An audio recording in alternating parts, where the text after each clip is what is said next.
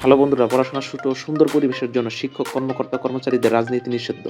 আজকে বলব সেই বিশ্ববিদ্যালয়ের কথা। আসসালামু আলাইকুম, আমি মামুন রয়েছি আপনাদের সাথে। ঢাকা থেকে ৮৫ কিলোমিটার দূরে ঐতিহ্যবাহী টাঙ্গাইল জেলায় অবস্থিত মজলুম জননেতা আব্দুল হামিদ খান ভাসানীর নামে প্রতিষ্ঠিত মাওলানা ভাসানী বিজ্ঞান ও প্রযুক্তি বিশ্ববিদ্যালয়। শহর থেকে কোলাহল থেকে একটু দূরে, চারপাশে সবুজে ঘেরা এই সুন্দর ক্যাম্পাসটি দেখলে আপনার মনটি জুড়িয়ে যাবে। ১৯৯৯ সালে প্রায় ৭০ একর জায়গা নিয়ে প্রতিষ্ঠিত এই বিশ্ববিদ্যালয়ে প্রায় ৭,০০০-এর উপরে শিক্ষার্থী রয়েছে। টাঙ্গাইলে ঘুরতে আসলে অবশ্যই এখানে ঘুরতে আসবেন। আমার হাতে সময় না থাকায় আমি ভালোভাবে আপনাদেরকে পুরো ক্যাম্পাসটি ঘুরে দেখাতে পারলাম না। সাথে রয়েছে মাওলানা আব্দুল হামিদ খান ভাসানীর মাজার।